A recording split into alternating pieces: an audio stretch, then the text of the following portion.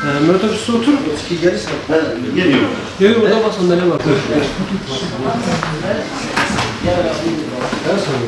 He? Bu seninki tamamdır. Buradan Gazi oğlu ablamızdan Dönmesin izin var. Allah Teala hayırlı kabul etsin. 10 sene yaptı. Van Umut Kervanı Derneği olarak Allah'ın izniyle bugün kışlık bot ve mod dağıtımı kampanyasını yapacağız inşallah. Malumunuzdur, kış mevsimi geldiği için memleketimiz soğuk oluyor. Bizde de kayıtlı bulunan birçok muhtaç ve yetim çocuğumuz vardır. Biz her sene kış mevsimine girerken bot ve mod kampanyalarını yapıyoruz. Bu sene yine rutin bir şekilde inşallah biz bu şekilde çocuklarımızı belirlemişiz.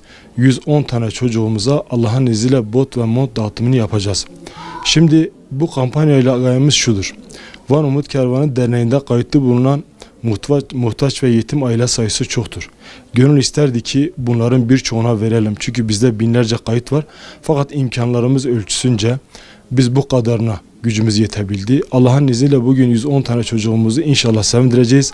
Malumunuzdur, kıştır, soğuktur memleketimiz. Öğrenciler okula gidiyor, çocuklar okula gidiyor. Birçok çocuğumuz belki bu imkanı bulabiliyor ama işlerinden bazıları vardır ki bu yeni bot veya yeni bir mont giyme imkanı bulamıyor.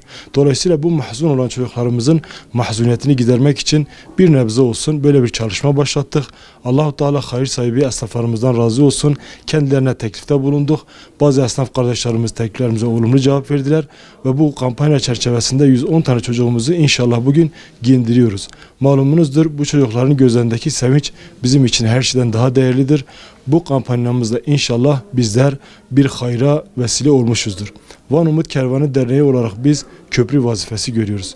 Biz bir köprüyüz. Yani mazlum fakir kardeşlerimiz ile esnaf, hayırsever esnaf kardeşlerimiz arasında biz bir köprüyüz.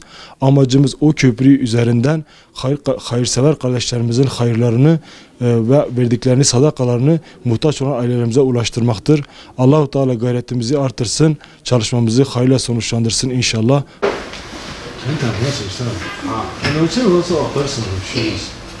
Biraz daha büyük yorma.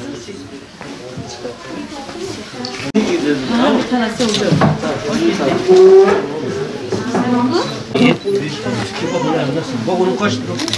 Şimdi oldu. İplerini bağlayayım. Tamam, sen gel sana bir monta vereyim. Gel. Yok tam da.